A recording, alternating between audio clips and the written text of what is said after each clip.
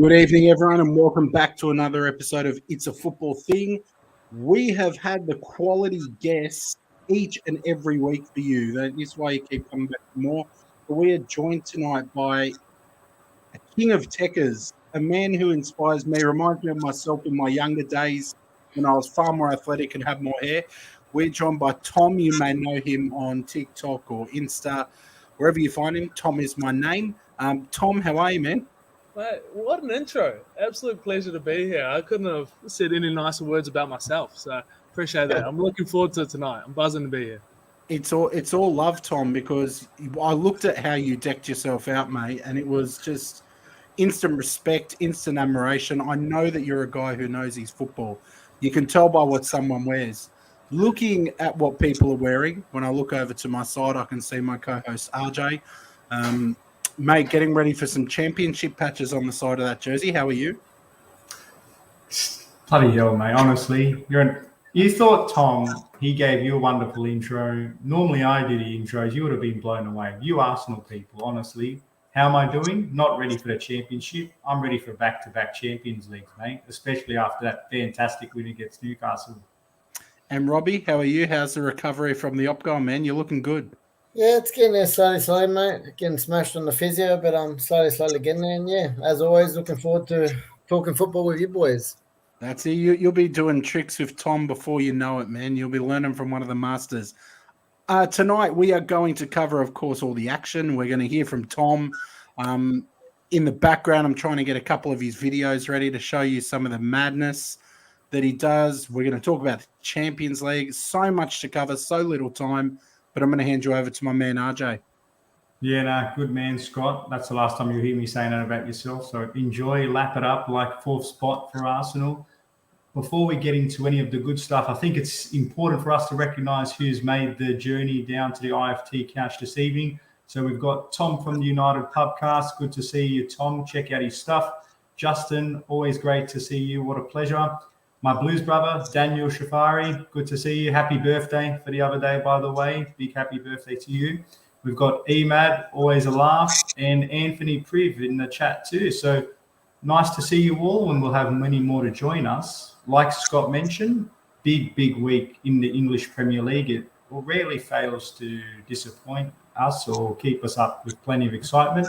The first game, because we don't want to go through everything, we want to go through the big ticket clashes. The first match that I'm really interested in getting your thoughts on was actually from our man down below. We got Rob, Manchester United contingent. Ronaldo, is he back? Hat-trick, some three really nicely worked goals. I want you to talk to me, Rob, about Manchester United's performance, and is the return of Ronaldo the real deal, or is this just a bit of an outlier? Yeah, look, boys, I think this one's actually slightly controversial because me personally, I thought that was quite a good game to watch in general for the neutral. I thought we played a decent game. You know, Spurs weren't their greatest. They weren't their worst at the same time. Same with us.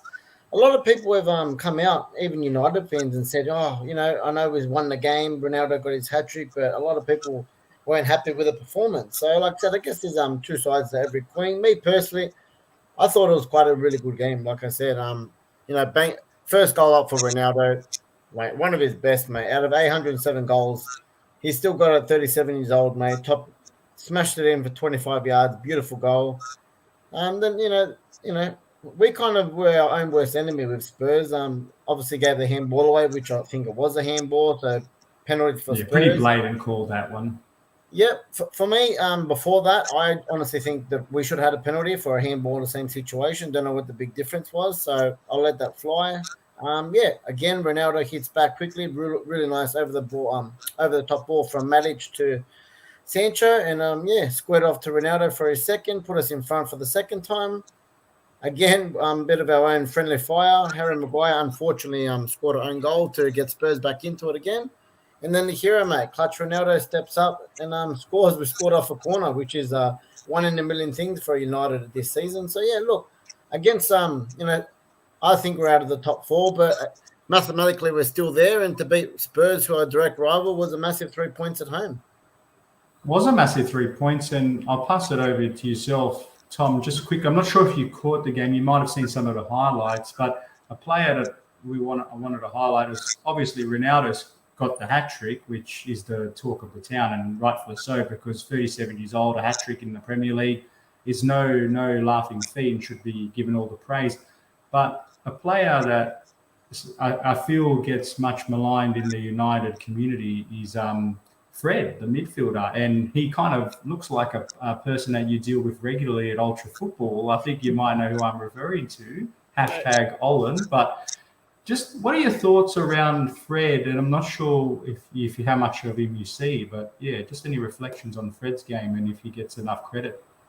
I hear the word Fred. First thing that comes to mind is Mr. Olanteca. So shout out to him. You boys know him well as well.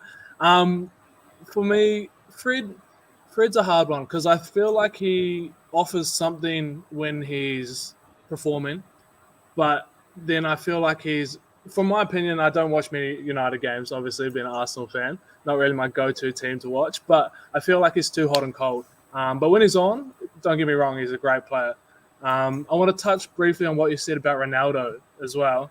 He is the absolute best at slowly slipping out of the headlines and dipping in form, and everybody's like, nah, he's done, see you later. And then all of a sudden, he gets his name back up there. Fred more assists than Kevin De Bruyne. Yeah, look, I don't even know how to rebuttal that, but we all know, don't we, that Kevin De Bruyne is on a different playing field. 100%. Yeah, so numbers, you can't always go by stats to Football Capital. I see you guys popping up. So good man.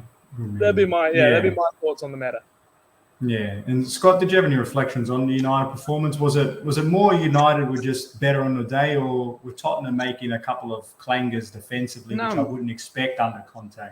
No, see, that's a difference between us. I expect that completely from Spurs. This is what they do. I think their form's like win, loss, win, loss, win, loss. This is what they do. They have good games, Spurs, but they don't have good stretches. They're just not a consistent team, and I still think something's not right at that club. There's something in the water at Tottenham that just prevents them from building any kind of positive momentum. But it's also a reflection on the GOAT, man. Cristiano Ronaldo, this is, for someone at that age to be scoring hat-tricks in the Premier League is insane. And I know he's copped a lot of flack at times from United fans as well, who have said he's past it, he's washed up. Mate, he's still got it. And I think one of the themes we've had on this show is that he will score goals. He will bang goals in, but he needs to get the right service. He's not going to be chasing all over the pitch and pressuring. And if you feed the GOAT, he will score. And they fed the GOAT. He scored. So good on United. I love seeing Spurs lose.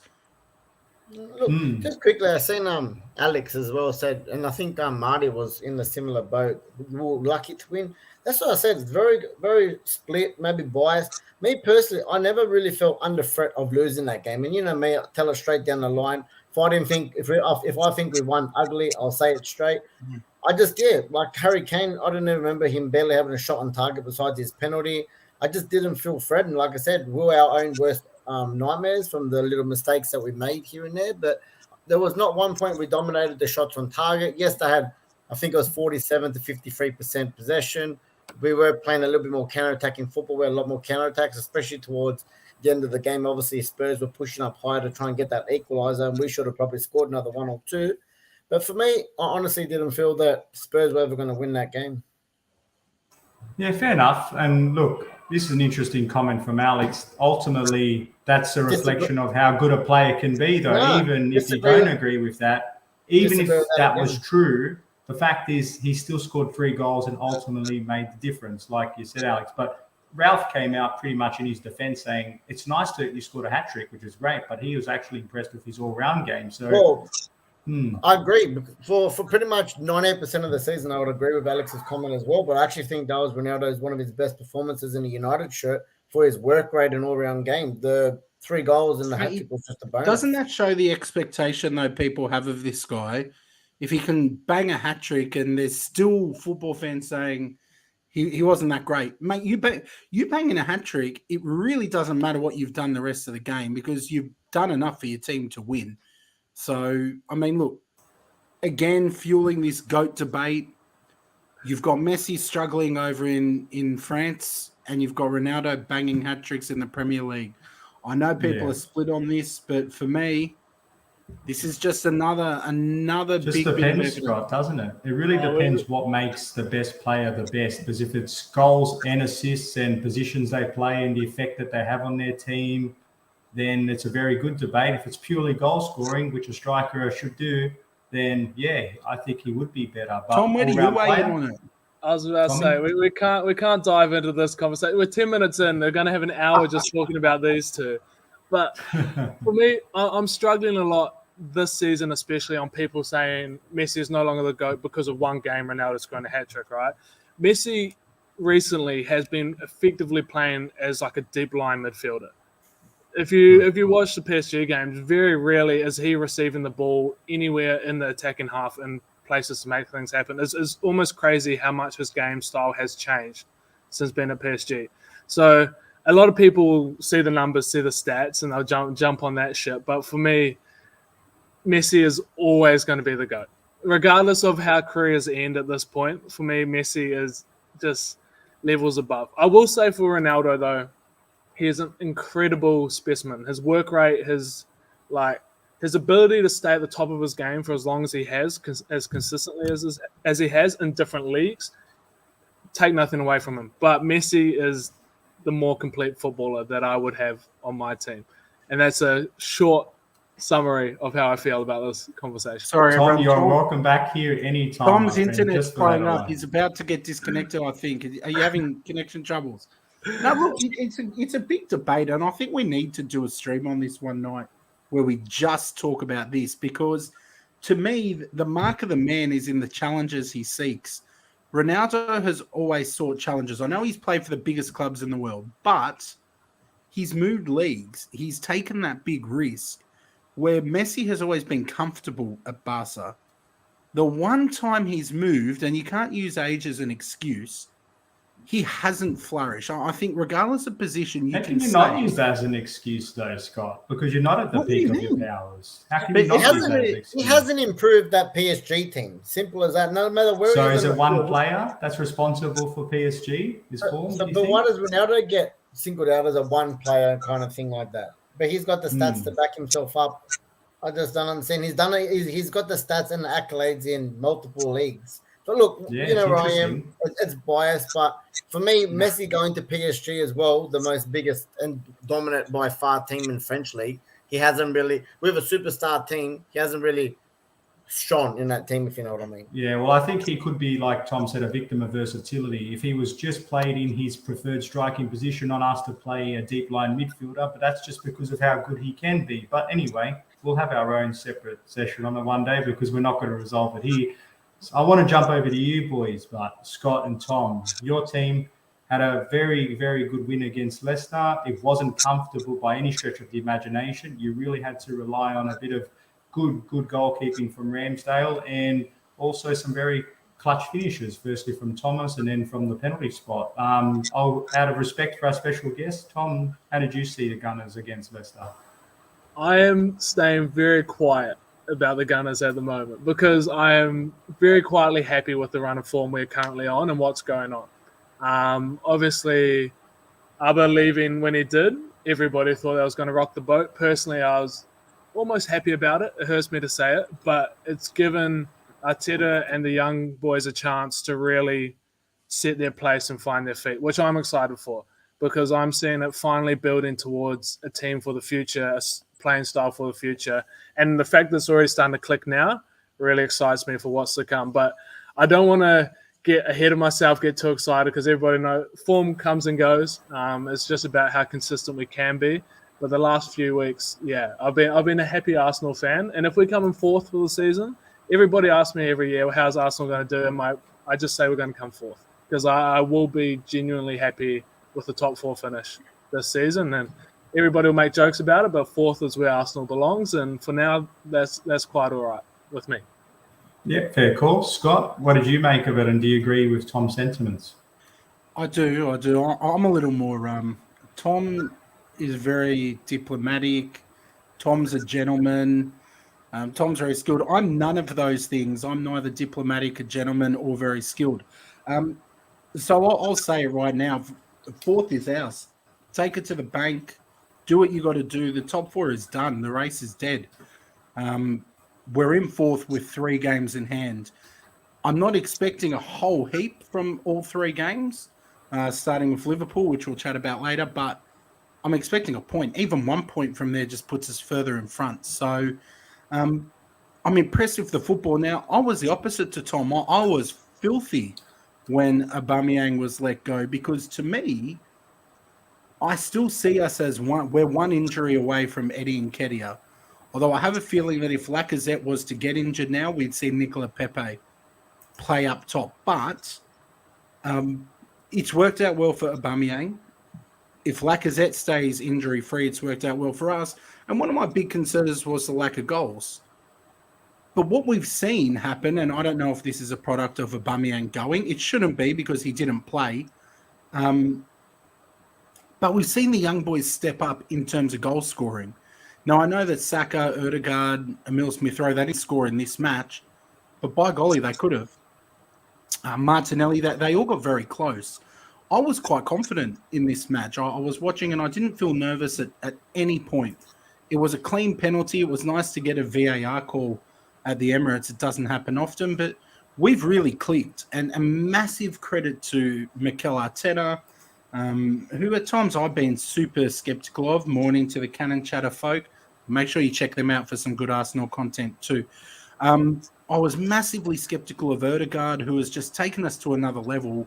He's on par for signing of the season at this point with what he's doing in that team at 30 million. It's just insane. Things are clicking, and I'm going to enjoy it while I can, because I know we've got a game against Liverpool on Thursday. So Arteta in this week still, Scott? Just for the record. Mate, look, I'm happy for you to troll back through the archives and look for when I said I felt Arteta should go. I know it was a long while ago. And even then, I think I said give him to the end of the season now, because we won't get anyone better midway through. So I'm happy with what he's doing. I'm happy. And maybe when you guys get dropped down to League One or the Championship, if you're lucky, maybe Tommy can come and be our assistant manager as well. Might learn a few things from the Spanish teams. He might even teach how the players to stand outside the box when they're taking a penalty as well. But we'll see. All good. We'll see. But you know what?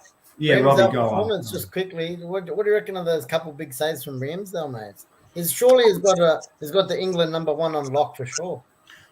Well, it's him or Pickford. Now, I have no interest in seeing the England team win a whole bunch of things, but it just shows if Ramsdale's not their number 1, they've got serious issues, and the politics are too far gone, because he is by far their best keeper. He has been, and I'm going to say arguably, because there are some really tight ones, but he's been arguably the Premier League's best.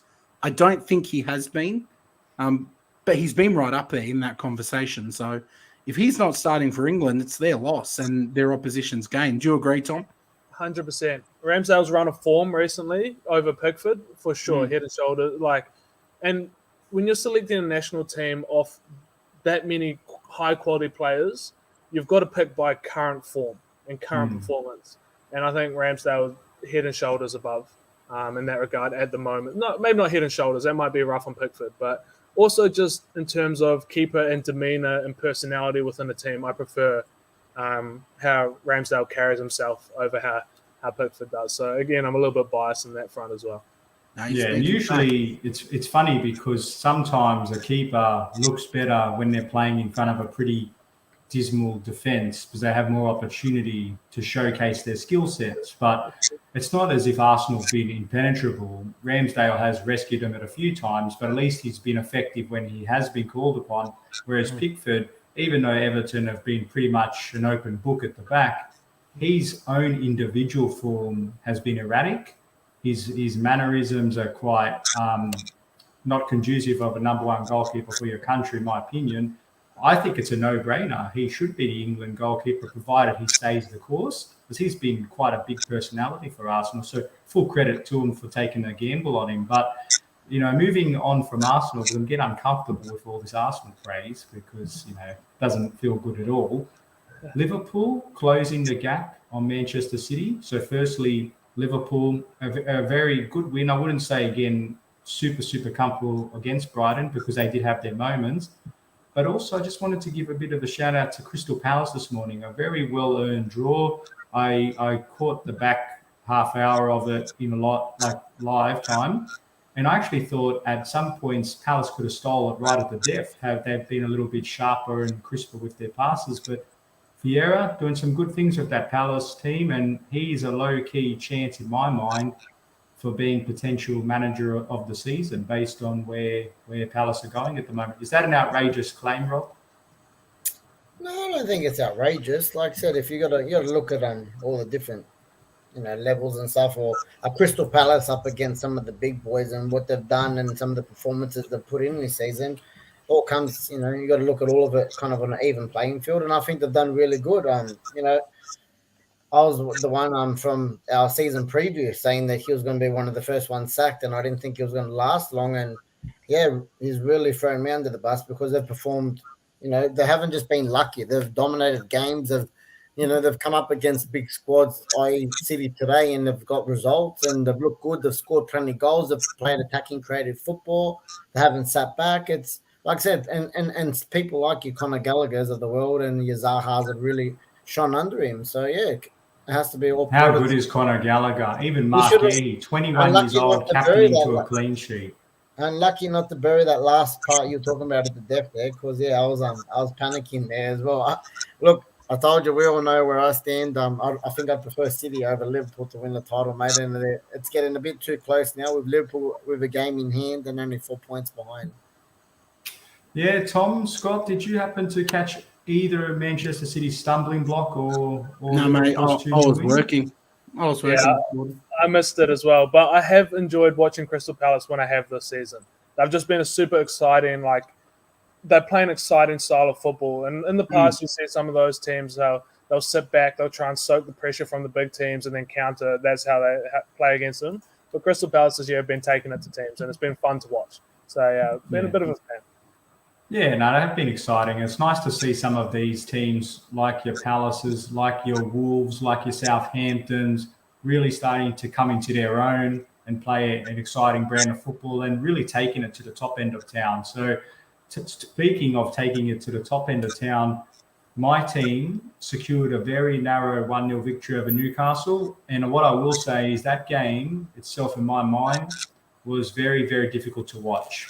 I found it we were lethargic at times. Newcastle played with a lot of energy without really creating too much themselves, but were really disciplined. And they were showing that they are a team that since Eddie Howe has come in and they've made the signings that they have, they just look like it's a very chalk and cheese kind of setup. They went from really here to now they're coming up to here. They were basically on a 10-game unbeaten streak. And I tell you what, putting my neutral hat on, they'll feel aggrieved not to walk away with at least a point, because I thought there was the incident where Chalobah made the foul at the edge of the box, and then it went into the box, and it was definitely a foul in my opinion. And then there was the Kai Havertz when he's jumped up to, in his words, 8-foot Dan Burn. So look, if I'm a Newcastle fan, of course I'm going to feel aggrieved, but I think that just shows again another instance of just how incompetent the officiating is at the Premier League at the moment. Did any of you guys happen to catch any of the game or the extended highlights?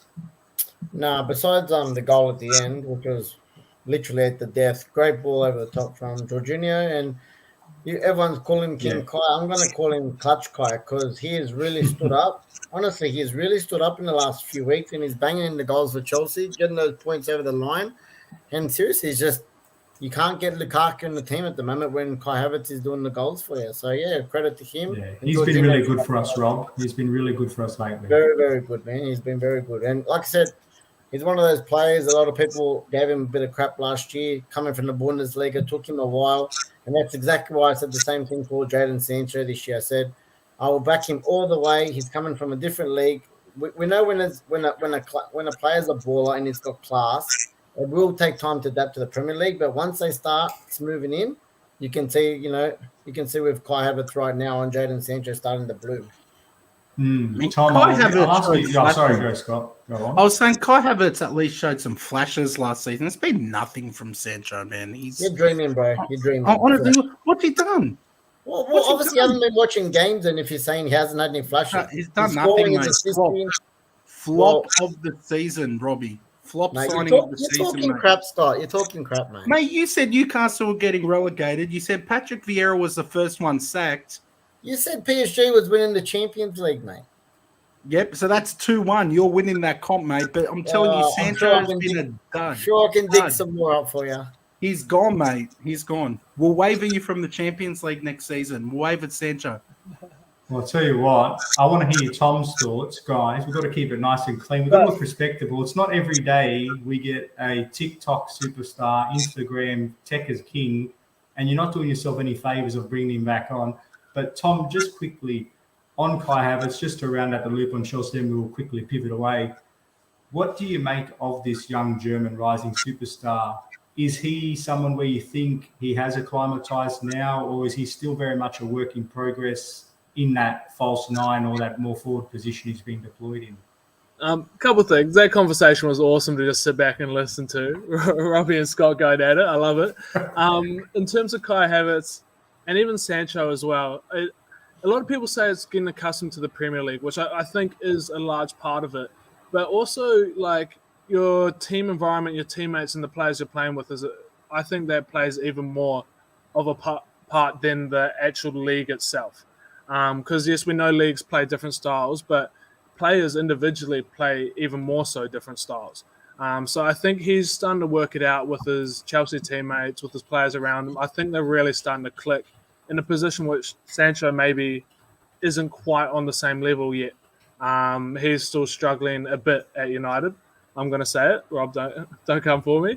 But, I think Kai Havertz is really finding his feet. I think he's finding a run of form which includes consistency as well.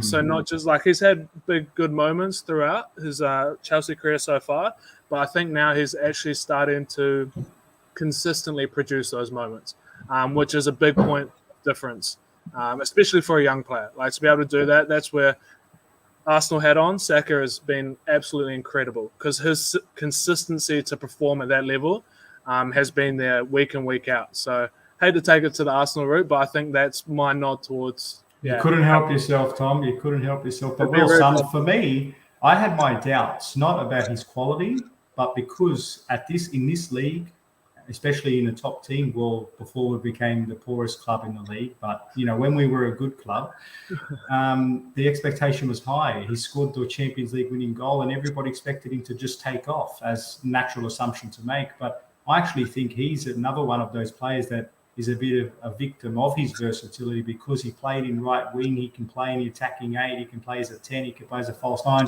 And because Chelsea's attacking situation was very hazy at best, plus we spent 100 million on Lukaku, who was meant to help plug the gap. Obviously, that hasn't worked out. He's now come in as another expensive investment to help resolve the problem, and I think he's doing a fantastic job. But you know what? It's a good headache to have for Tuchel, knowing that he can rely on him. But equally, what do you do with that other very expensive toy that we bought from Inter Milan?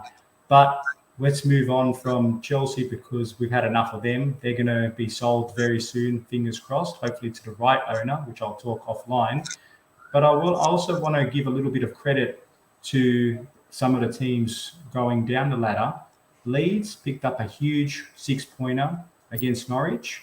Very exciting game, as you expect, between two teams fighting for Premier League survival. Not sure if you guys caught it, but Norwich equalised in injury time. And then at the very end, Leeds in the final minute, in front of us, a raging Ellen Road crowd, pulled off an absolute miracle. And that, for me, basically now guarantees their survival, but very much increases their likelihood of survival. Any of you boys catch that game at all?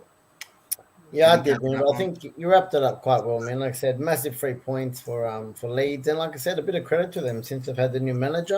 I think he's heading them in the right direction to stay up this year. Because, like I said, they were nosediving, and their main objective is to stay in the Premier League. And I think under him, they have a good chance of doing it.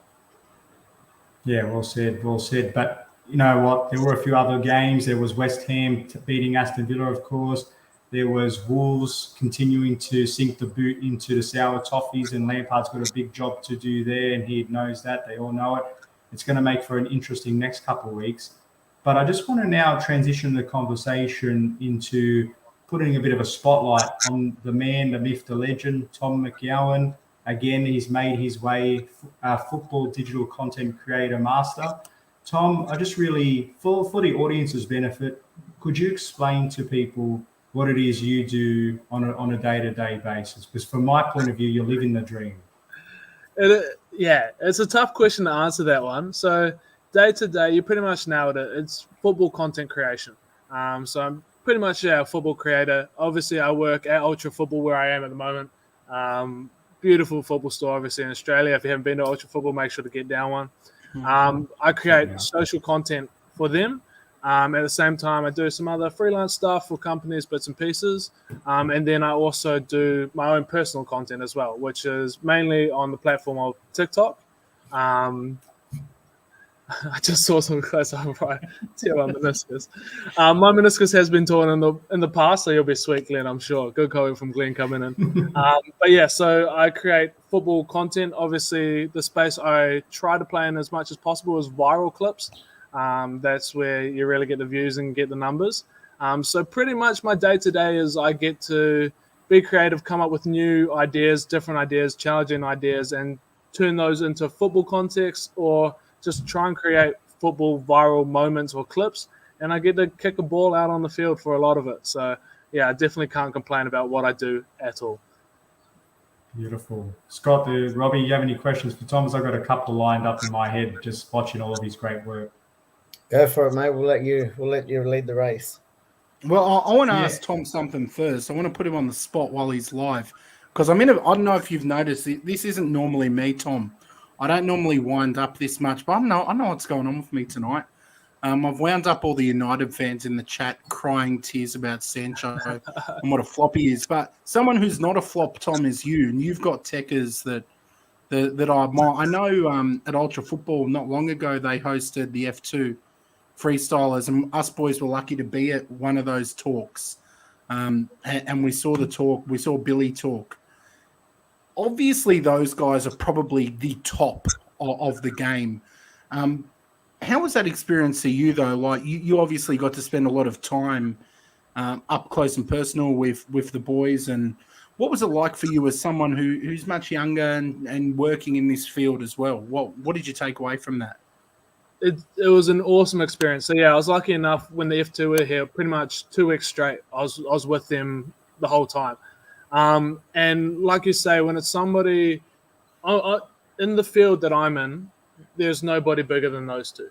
They've been doing it the longest, or the most successful. So just rubbing shoulders with Billy and Jez was an awesome experience. And I learned a lot of things by just being around them without actually sitting down and talking to them face to face. I didn't ask them, hey, what do I do with my life? How do I get to where you are? But being around them and seeing the interactions, I learned so much. Just how they carry themselves. I'm not sure. Did you boys were down for the Jez or Billy night? Billy speak. Yeah, so I'll speak specifically on Billy then, because you guys were here. That man, his ability to give time to every single person he meets is incredible. And I see all of you nodding. Like, every single person that comes in touch with Billy leaves with something. His ability to give every single person he interacts with a piece of something to take away. If it's a picture, if it's something signed, or just some words, I've never really met somebody on that level, and that's what I learned from him big time. Because obviously, a lot of their audience is that younger generation, so not necessarily like us sitting talking football this explicitly, details, that sort of thing. But he was still able to interact with them in such a way that he was giving them all something.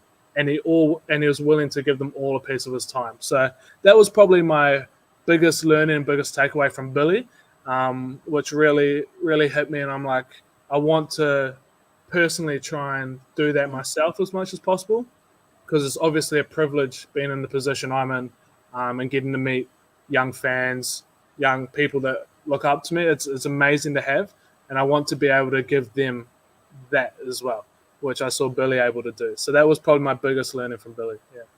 Yeah, nice. Beautiful. On Billy, we fully echo your sentiments on that, because I remember we streamed the next night or whatever it was, and we were basically just in awe of, like you said, the generosity of both the time he gave, because as you were there, Tom, the line was as long as the list that Tottenham's had to wait for a trophy. Just kidding, Tottenham fans, don't unsubscribe. But in all seriousness, we waited that long because of how much time he afforded everybody that went to see him. So that's just a credit to his personality and also generosity in terms of how rich his views were and how detailed and intimate he shared his stories with us. So, yeah, fully agree with you.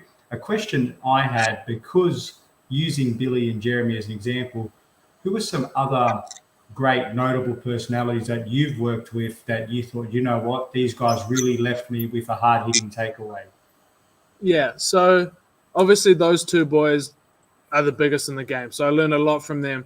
My equivalent to my Billy or my Jezza, Kuzi. I film with him down here at Ultra all the time, and if you ask him, he'd tell you that I'm teaching him everything because I've been in the game a bit longer than him. I've sort of taken him on my wing, and we're learning together. But I learned so much from him as well, and being around him and being in the same creative space doing similar things. That, yeah, I'll probably say Kuzi is one of my big learnings. Obviously, I work closely with the I Want It Yesterday boys, so Claude's, Chow, those guys, the football community, Adamo, everybody that we're building. Man, I've got to say everybody's name now. Jonah, G10, everybody that around Old Trafford. It's an elite crew. It's an amazing hub, and we've said it many times. We don't know how it just happened that all these people that are working in the same space have similar goals within the Australian football community, all ended up around one hub. And it's that comment we just slide that off screen if we can. I'll talk about that. Glitch. It's just a glitch, Tom. Yeah, sorry, YouTube does that. No, but it's truly amazing how many like-minded people have ended up in one close position, and the ability to work off everybody is awesome. But I'd say recently as well, and the F2 event highlighted it, the whole Australian community. Like you guys, I hadn't had the chance to come on here yet, so thanks for having me. I love it. But I just want to get in touch with everybody because there's so many good creators, especially in the football community in Australia, and people that just love the game, and a lot that don't get the recognition that they probably deserve or should get. So I'm in a place at the moment where I'm sort of like, I want to fully immerse myself into that community and get to know everybody as much as I can. I can't even remember what the first question was. I've gone on a rant, but I'd say, yeah, just the people around me in the Australian community at the moment, I find I learn from everybody. There's always a takeaway somewhere in there, and I try to always learn because I want to better myself and progress. So, yeah. Hey, I want to show one or two of your videos. I've got 3 downloaded, some short. I just kind of really grabbed the first 3 I got onto. But if you want to see more of Tom's stuff, and there's way more than I'm going to put up, check his TikTok, check his Instagram, check out all of his stuff. We've put it all in the description of the video, so make sure you do that. But I'm going to try chuck one up and hope that the tech works okay for me. This is my virtual techers. Let's see if this runs. I'm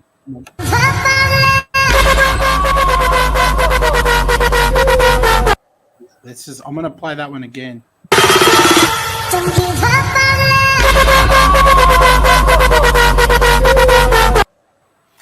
I'm just impressed that you could stack those balls together, Tom. That to me is enough tickers to impress me. That's a big throwback, that one. That was probably maybe even a year and a half, 2 years ago now, that was. But, yeah, stacking the balls is never easy. Always cheat, normally put a cone in between. Or another one is just make the bottom ball really flat so you can get a little bit of curve in it and the top ball can sit on it. But, yeah, that's an old school video you've pulled up. That's good memory. Look, we shouldn't. I know Football Capital saying in there we might get a copyright strike. We shouldn't get a copyright strike. Tom, we have your consent to use these, right? I've not got a copyright strike if anything. Go for it. It's been these videos. The whole point of me creating these videos is for them to get shared around the world. So that is like the goal of why you try and create viral content. So no, you boys are sweet. Now, let's chuck another one up. This was a bit of a funny. This one's not actually any techers, but this one's good for a bit of a giggle. I'm genuinely scared what you're going to play every time you hit him play. Look how well you hit this. I think that It one. took me hours. I was there for Hey, hours to do all these. How long do you have to train for a trick like that, Tom? The green screen man. The green screen man. It always gets brought up. I could tell you, in all honesty, hand on heart, I've never used the green screen man in a video. Wow. So that video example there, it's about scoring the first free kick, and then once you score the first free kick, bit of masking, a bit of playing around with the footage, then you can recreate it to make it look like you hit it anyway. So that's how that one there was done. But yeah, it's just a bit of a giggle. I've got some outrageous ideas that I might call on in the future that a similar concept to that, but I don't know. It's a hard boundary to sit on because you get this green screen man comment thrown around all the time, and like I love it. It's funny, but it's also like I can kick the ball, so I got to sit in a space in between where people sort of understand that it is real, but maybe used in a comedy sense. Yeah, and you know what? I noticed just kind of flicking through because I'll put my hands up and admit I was a little bit unorganized today. I should have had these videos downloaded much earlier, which is why I just grabbed 3 quickly. But I even noticed going through, there are some where you kind of take the mick out of it. And I think it's good to have that sense of humor as well, because no matter what you do, you're going to have people who are skeptics or are critical, but you're also going to have far more who are complimentary as well. Just in terms of I noticed at that F2 event, and I'll chuck back to RJ in a sec. I still have one more video, but there were a lot of young footballing, like kids that recognized you as well, like that they were into your stuff and they were buzzed to see you. What did that give you a good feeling, knowing that that you were inspiring them as well? Yeah, it's one of the craziest things. I've never done what I do to seek that part, to seek like the fame, that sort of thing, be known. I've always purely done it from a place of enjoyment. So having those interactions is very humbling. And it's quite special, but it's also very weird. I try to explain this to people. It's funny when kids come up to me, because I've seen my social presence, what I do, they come up to me already knowing me. So they jump straight into a conversation, like, oh, Tom, what's going on? You did this last week. You did this. And I'm like, yeah, I did do that. And I sort of have to remind myself that it is all out there for them to see. So the conversations quite often can be quite funny in that regards of like, I don't know who you are, but I want to get to know you. At the same time, they're like, no, we know who you are. You're Tom. But it is very humbling. And it also gives me a bit of a reality check to make sure that I know what I'm doing. I'm putting my best foot forward in terms of the future generations, not only how they see me, but how they perceive certain things, and try and steer. Because I hate the word influencer, but unfortunately, when I post content, it has an influence on those that view it. So it also gives me a reality check in that side of things as well. And I love it, and I appreciate it. So anybody, if you ever see me, come say hi. I'm an open book. So Tom's a mere mortal, just like the rest of us. That's the headline. And look, Tom, to be honest, you say the word influencer, and the boys and I think we can agree, we also hate being labelled as influencers, but it's just the cross we have to bear being the superstars we are. Just take it in our stride. Final question on this segment, because I do want you to stick around with us just while we do a couple of quick predictions on the upcoming Champions League round of 16 second legs and a couple of midweek Premier League games. But just to round out the man of the moment topic in focus, which is yourself, you seem like a guy that's got his priorities right. You're laid back, you're confident, but you're also quietly self-reflective and someone that's quite strategic. So my question to you, Tom, is my name. Where do you see yourself in the next 5 to 10 years? this is an outrageous question. You could ask me any question, I'll probably have the answer, but planning ahead, my answer to this is always the same, and people always laugh at it. I've never known where I'm going. I always follow my nose. I sort of have, I live by 2 things. It doesn't make me happy. I chase happiness. That's my number one. And will I be healthy? Like, happiness and health are my 2 key things. So most of my decision making is driven by those. And in terms of where I see myself in the future, I just want to, I don't even know an answer for you. I'm literally going to follow my nose and do what I enjoy. And hopefully that takes me on a path where I continue. It's always going to be in football, creating content, doing what I love, doing what I enjoy. So I'll definitely be doing that. Hopefully can keep getting bigger, more so doing nudes, doing different things. I want to travel the world more. Now, obviously, COVID's been absolute, don't want to talk about that too much. It's halted the last couple of years, being able to travel. So I definitely want to travel, and I definitely want to use sort of what I've created and what I've built as a platform to get me opportunities and experiences that I might not have otherwise been able to do. Along with, if I can along that path, I want to obviously help people along the way in whatever way I can as well. So that's probably, but short answer is I don't know. I'm going to follow my nose and do what I enjoy. That's my plan for the next 5 years. I love it. It's very Arsenal-esque about just winging it and running with it and hope for the best. I love that, Tom. It's very, very good. Look, unless Scott, Rob, you have any other questions, but I've got Scott, one more vid about the video. He's got the vid. I want to see the vid. Yeah, I got one more vid. Before I put it up though, Tom, I want to ask you two things from me. One, if the boys come in, us three, they say you can't teach an old dog new techers. If we come in one day and join you at Ultra Football, and I'm putting you on the spot, you said you don't like to plan, so I'm going to chuck you under the bus. Do you think you would like to take on the IFT boys in a bit of crossbar, top bins, techers? Short answer, no. I don't back myself against you three. I reckon you guys would have me in your back pocket. Long answer, yes, of course. Come on down. The pitch is always open. I shouldn't say that too loud. We'll have a lot of people here. But, yeah, definitely if you guys come down to the pitch, give me a couple of weeks' warning so I can train, though. I'm worried. Look, mate, if it makes you feel better, I haven't trained in many, many years. So you should be right. Let's chuck this video up because I want to ask you my second question. Do you think you could get me doing this trick? And how many attempts did this take? All right, let's get it on. Don't wanna see me fall. Stephen Curry, how I ball. I want to look at that one more time. Beautiful touch. Don't wanna see me fall. Stephen Curry, how I ball. All right. How long? How many takes?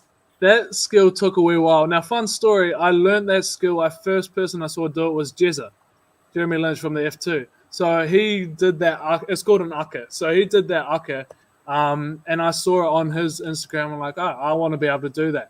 So it probably took me, I don't know. I probably, like, when I was filming on pitch down here at Ultra, I would just try it a couple of times, and I'd do that semi-consistently until at one stage I was able to do it quite regularly. I bet if I went and tried it now, I'd struggle to do it.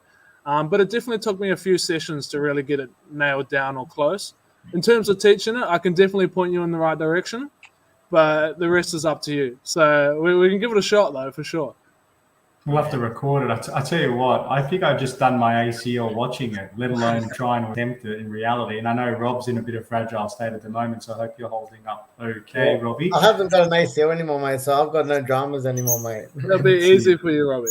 No worries. Mr. Flexible. Well, speaking of being flexible and fabulous, you've been exactly that, Tom, so far. So thank you very much. So we're just going to now transition over to a couple of fixtures predictions. And I just really want to, first of all, acknowledge again, for those who have just joined the stream late, slap a like button, subscribe if you're new, share with your friends. You doing that gives us the ability to bring superstars like Tom in. So very much appreciate if you do that. Scott has kindly brought up the UEFA Champions League round of 16 fixtures. And I'll go to you first, Tom, and then we'll go Scott and Rob. The first match we want to highlight here is Ajax-Benfica. What are your thoughts about the score predictions here, Tommy?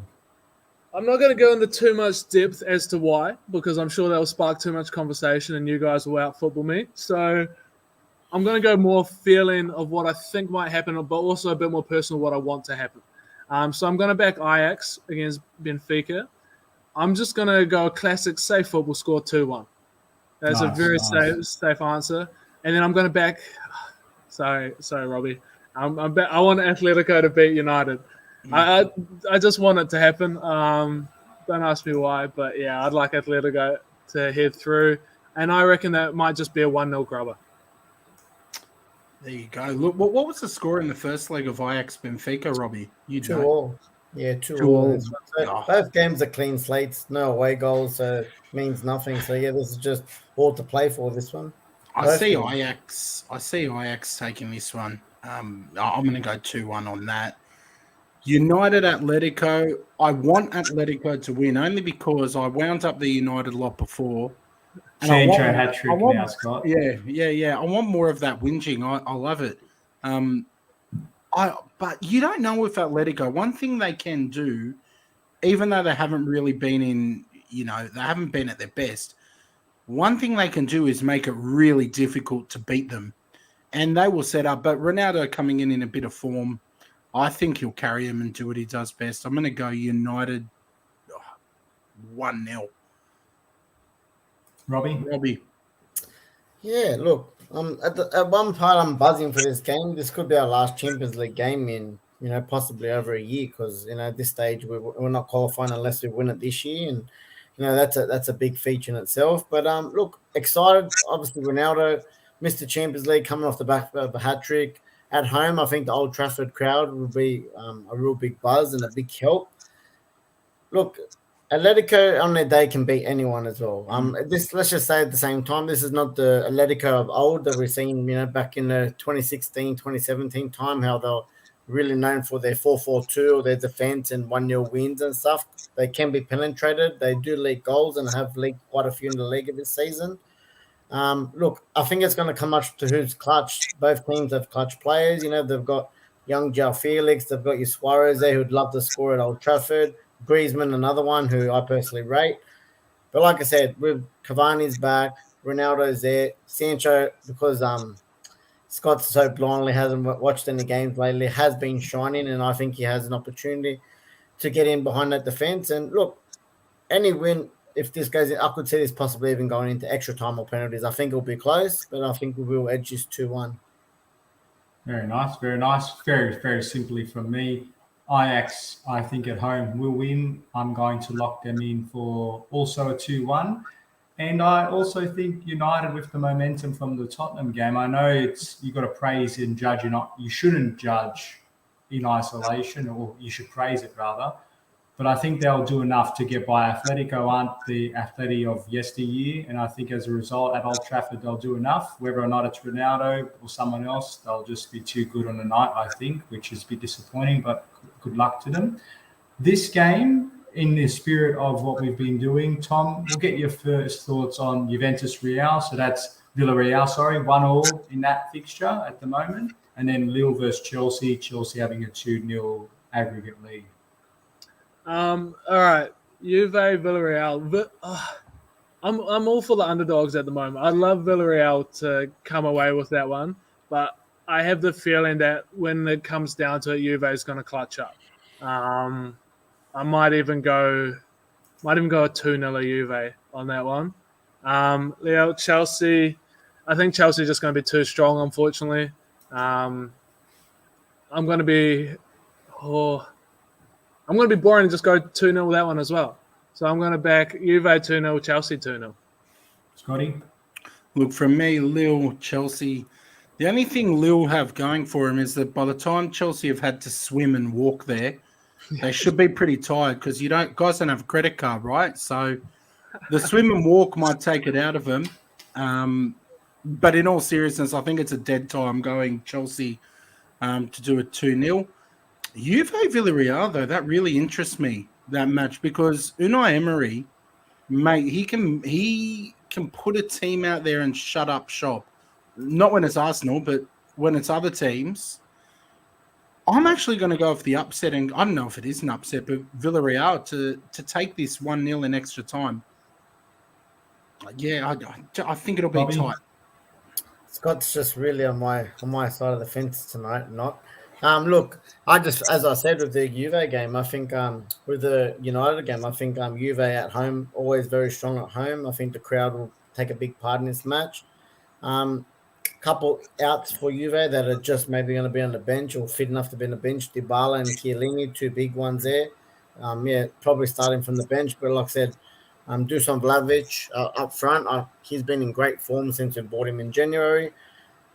I'm hoping the boys get this over the line. Like I said, we dominated most of that first game. Unlucky we let a super goal to equal it up in the sec. But like I said, if this does go to extra time, I think we've got that at home advantage. So I reckon Juve will get this over the line 2-1. And I think this is a dead rubber, the Chelsea game. Chelsea, they go over there. I could see this even being a nil or draw, to be honest. They don't have to get a result. Yeah, now fair call. Again, very quickly, Juventus at home just will be enough. They've been in really good form, Serie A wise, and I think that will translate over into this fixture as well. So I think they will take this one 2-1. And yeah, Lille Chelsea, I'm not going to go and say it's going to be a dead rubber, because if Lille score one goal, all of a sudden it puts us in a very nervous position. I do think we will do enough to get through to tie, but I think this one will actually be a bit of a draw as well. So lock me in for a 1-1 for this game.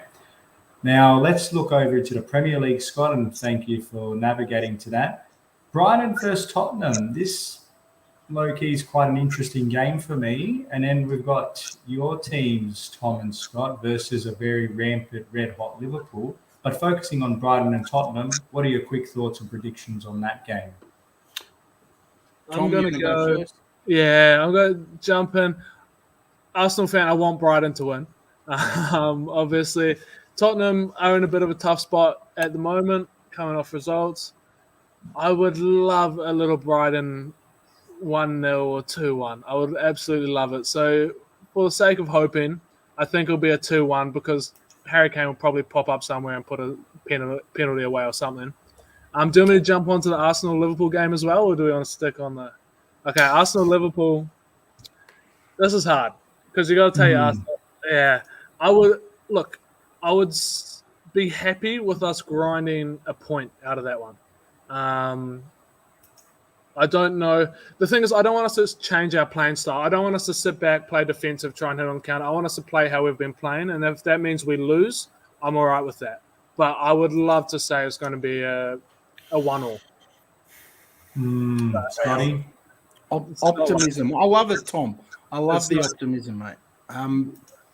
Brighton, Spurs, to me, well, Spurs go win-loss, win-loss, win-loss. They lost their last, so they're going to win this. I'll go 2-1. I like the shout for Kane to score a penalty. Looking at our game, which is the big one, it'll be a huge match for both. Liverpool need this as much as we do. We really want to solidify that top four. They know that they've got top four, but they want to take advantage of Man City's drop points. So both teams are going to be hungry. It's going to be a huge match. Last time we played Liverpool, we were in a really good run of form, and I was on here talking smack, being confident, and I remember I predicted a win.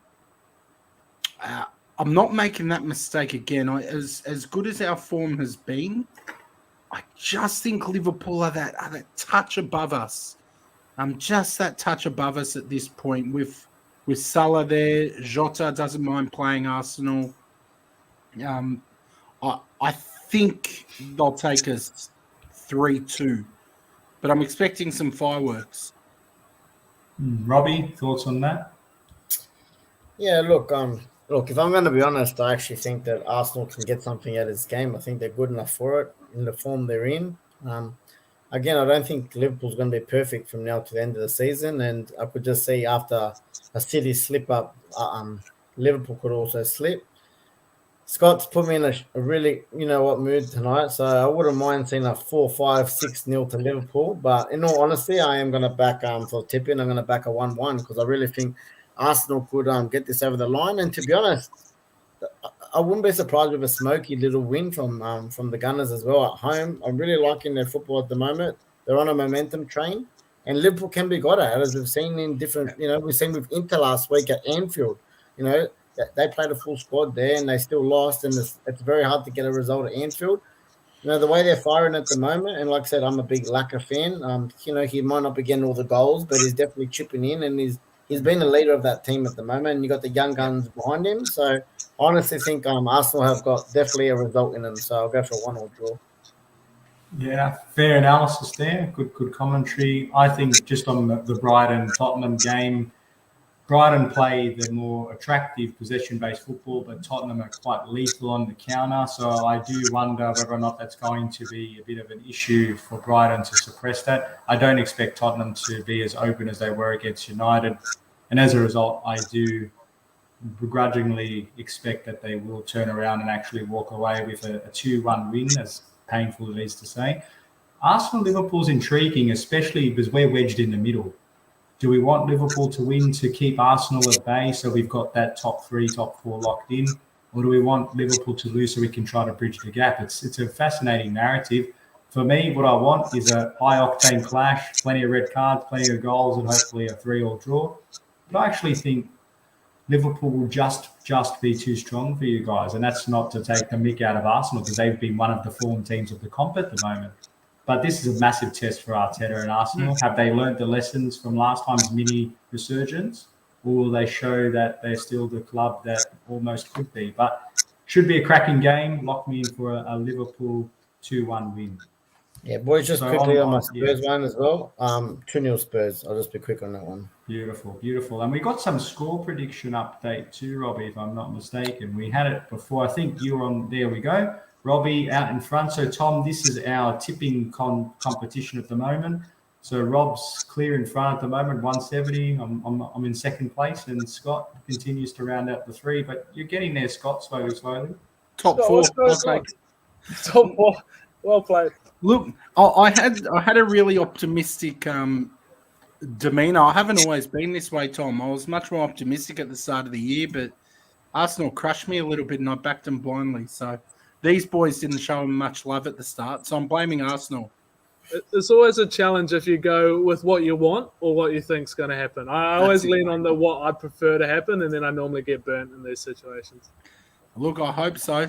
Look, although I reckon Robbie should lose 20 points through his Newcastle and Patrick Vieira course. At least my Sancho one has legs. 3 goals, 3 assists. Well, we're talking about points deductions. I'm a bit concerned about my club at the moment. They're looking at any opportunity to try to hurt us where it really hurts. So we'll see what happens. But I just want to look, we've just passed the hour stream somehow. Tom, you've made this go really, really quickly. So thanks for playing your very huge part on that. Just the final part of this segment, which I'm hoping you could stick around for, is just around our quickfire questions. So as the name suggests, the panel will throw a quickfire. We all each go around the table and we give our answers. It's all a little bit of a fun, lighthearted way to end things. Robbie, you're the most organised one here, mate. Do you want to kick things off? Yeah, this one for all of you, but I'll go straight to Tom first. You're an ultra football, mate, so tell me. I got to know, Nike or Adidas, man, which one are you? And I have to answer this quickly, right? Yep, just a quick explanation. Currently Nike. Nike, yeah. Cool. He's just lost his Adidas sponsorship. Yeah, that's a conflict, mate. Currently, at this point in time. For me, Adidas. Adidas for me.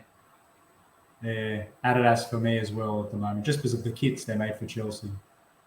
I'm with Tom, mate. Nike. Easter or Christmas, boys? Which one do you prefer? Christmas. I get more time off work. Christmas. Yeah, I pig out more at Christmas time. I'm going to be different. I like Easter more. And last one, red wine or white wine? Mate, Tom's too young to drink wine. He asked him about Bacardi or vodka. I'm not classy enough yet for the red, but if I'm going to a BYO and it's got to be wine, I'll take a white. All right, nice. Red for me, Tom. See, the older and bolder you get, you have to play the part and rock up with a red wine, a Shiraz or a Cab Sav, one of the two. Definitely red. Definitely red, boys. All right, I'll chuck mine in. Mine are pretty quick. Do you have any phobias, something you're pretty scared of? For me, it's heights. I'm terrified of heights. I don't think I have anything. I'm boring. I don't think there's anything where I'm like, it's every single time I'm in that situation, I'm going to be frightened. So, no, I'm going to go no. Love it. Rob, Arj, feel free. Yeah, mate. Claustrophobia. Hate it. And especially lately, mate, I'm been in the MRI a few times. I always say, keep my head up, mate, always. And I still get a bit funny with it. So, yeah.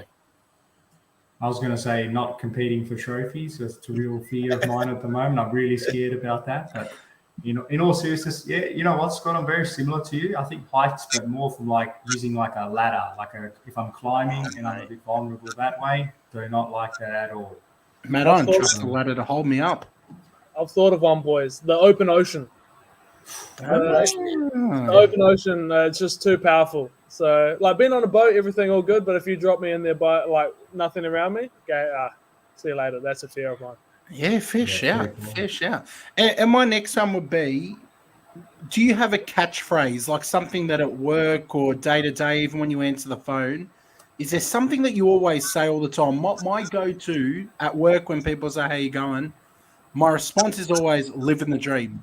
Like I'll just always say it. Now, when you ask me, that's my go-to. I've got a lot of these. When someone asks me how I am, I say, "Yeah, good, thanks yourself." Even if I ask them how they were and then they replied to me, I say that all the time. I'm the exact same. I swear, I sound like an idiot when I say it as well. just for a joke. That's content, baby. That's a go-to for me.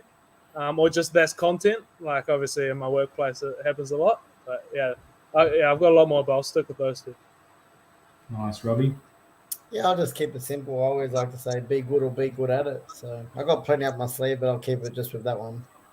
Yeah, I like to say just another day in paradise, or a Chelsea universe, as I like to say. So my question for you, gents, is what's a reality TV show that you really like, if any?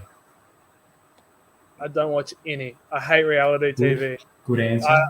I see it from the lens of I'm the production crew. So I'm seeing the script they're reading off. I'm seeing all the lighting. I'm seeing all the cameras behind there. So, yeah, no, I can't watch reality TV at all. Tom, can you have a word to Olin? Hate it. Can you have a word to Olin about all his maths content? He's too far gone. He's gone. He's past it. I see that Olin's put something up, and I think, great, this should be entertaining. It's just him watching maths. But, look, I'm not going to lie. I kind of find him watching maths more interesting than watching maths.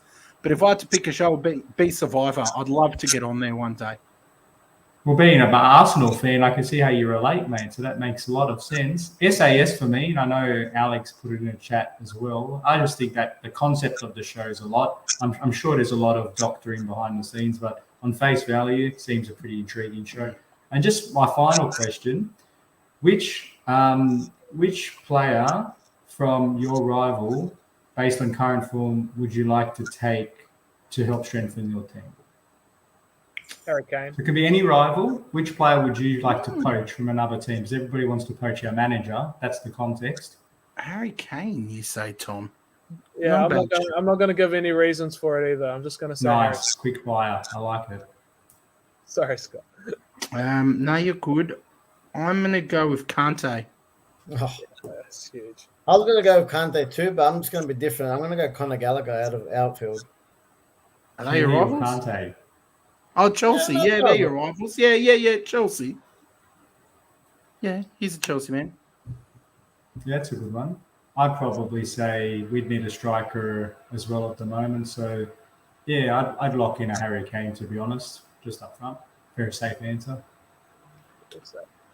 Boys. But, on that note, look, this has been absolutely brilliant. I just want to again reiterate my sincerest thank you to Tom Mcgowan, again, digital football creating extraordinaire. Thank you very much for your time this evening and all the insights you shared earlier in the stream about midway through the point for those who've joined later. Tom gives us a breakdown on what it's like to do the work, the unique work he does, and all the key insights he's gotten from working with some brilliant personalities and where he's going to be one day. So, look, it's been an absolutely fascinating evening. I'm sure Scott and Rob had an equally enjoyable time. But, Tom, any final words from yourself before we get the boys to wrap things up? Just a thank you to you guys. Thanks for having me. It's been an absolute pleasure. Like you said, we've run well over the hour mark, and it feels like it's been just seconds. So thank you to all of you. Appreciate it, having me on. It's been, a lot of fun. Scotty? Look, no, from me, just obviously massive thank you to Tom. Hopefully we can bump into each other at Ultra Football one day. And just a quick shout out to the It's a Football Thing Pro Clubs team. We are onwards and upwards. We are now sitting in Division 5, looking very comfortable for Division 4. We've had some new personnel jump in. If anyone does want to play, feel free to let me know. always happy to bring you in. We still want RJ to get in there one day. We're waiting for you, mate. But yeah, big ups to those boys. I know they're watching. Beautiful. Robbie? Look, again, to Tom, massive thank you. We're so lucky to have, in the last, we always get when we get guests on, they're always quality, always balance-headed, and we enjoy it just as much as the live chat, I'm sure. So thanks again to you. Thanks to the live chat for bouncing again, and we'll see you on the next one.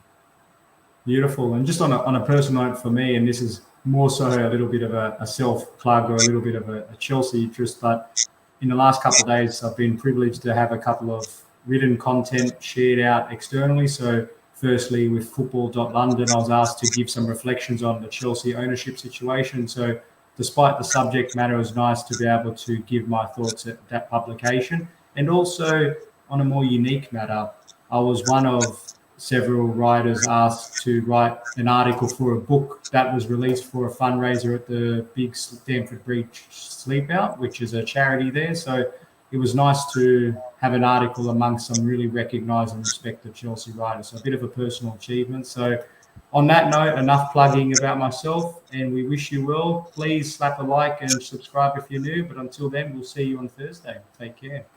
Legend. Ciao.